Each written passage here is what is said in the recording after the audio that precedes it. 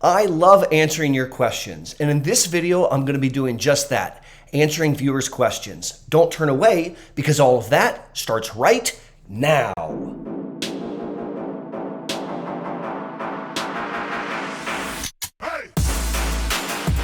Howdy! Thanks for learning about MS with me, Aaron Boster. I had a blast on a recent Ask Me Anything MS live stream, but I didn't get to answer all the questions. So that's what we'll be doing in this video, answering awesome viewer questions. Let's jump in. Esra writes, I'm a PhD student, and at times I feel not so focused and easily distracted, which affects my progress. Are there any solutions to help improve cognitive functions? Esra, excellent question, and yes, there are. So let's go over 7 or 8 right now. Number 1, I want you to think about the best time of day to do your studying. It's not always after classes or after dinner when you've spent all of your cognitive energy. You might find, for example, that you can get the most effective studying done right when you wake up in the morning. Think about carving out the best times to study to optimize your success. Number 2, I want to teach you the concept of a tolerable 10. This is something that I personally used to get through my education.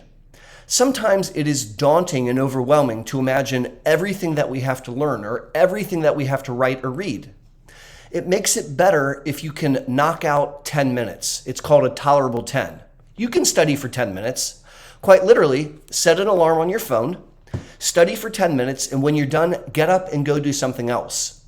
You can repeat a tolerable 10 throughout the day with great success. Number 3, exercise. Doing physical activity is really helpful, and it complements studying and learning very, very well. Take time every single day to go on a walk outside or lift some weights or do something physically active. I think you'll find when you sit back down to study, you do a much better job. Number 4 is make sure that you have adequate quality sleep. I'm talking about actually sleeping for 8 full hours every night. Now, if you're like me, oftentimes in grad school, I was burning the candle at both ends, and sometimes I didn't sleep enough, and that has a major impact on your ability to learn. In the setting of MS, that's even amplified. So carve out time to make sure that you're in bed snoozing for an adequate amount of time. If you have difficulties with spasticity or getting up to go to the bathroom or neuropathic pain, or if you have a sleep disorder like sleep apnea, make sure that you treat those. Otherwise, it's robbing you of quality sleep. Number 5 is to address depression. People impacted by MS are twice as likely to experience depression compared to the general population. And a depressed person has cognitive impairment. Those things are tied very closely together. Make sure that you're adequately treating a mood disorder and you will see a benefit to your cognition.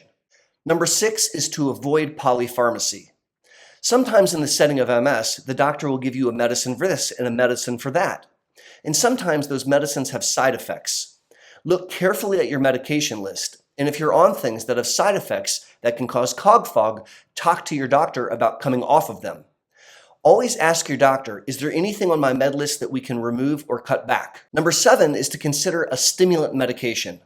Stimulant medications like Adderall or Provigil can be extremely helpful in increasing focus in the setting of MS. Those medicines can make a tremendous difference in your ability to focus and use your cognitive energy. Best of luck in school. By the way, if you missed the recent live stream, don't fret. I'll throw a card right here so you can check it out. Claudia asks, how does one handle the heat? It's 100 degrees here. Claudia, that's an excellent question. And many people impacted by MS are really heat sensitive. That doesn't mean they dislike heat. It means when they get overheated, their neurological symptoms really intensify and get worse. Now, Ohio is cold half the year, but the other half the year, it can get pretty hot here. And it sounds like it's hot where you are too. So let's come up with 5 ways that we can help. Number 1, I want you to consider the time of day. It's probably not 100 degrees from sun up to sundown, and it's probably a little bit cooler early in the morning and a little bit cooler later in the evening. And so if you have to do an activity outside, try to do that activity first thing in the morning before the full sun, or try to do that activity after dinner when the sun is setting. That can make a big difference. Number 2, be planful and consider indoor activities. If you have an option to do something indoors versus outdoors, particularly in the heat of the summer, it makes a lot of sense to game it out so that you can be in the air conditioning if possible. Number 3 is to use a cooling vest. Cooling vests are phenomenal. They cover a lot of surface area and they can literally help keep the core body temperature down. There are newer cooling vests that are super lightweight and you could literally hide them under a t-shirt and no one would know about them. You can wear it when you go to the beach, but you can also wear it even in the house or at school or at work and help keep your body cool. Number 4 is to up your water game, and in specific, I'm talking about ice water. You can cool your body from the inside by constantly sipping on ice water. It's a great hack.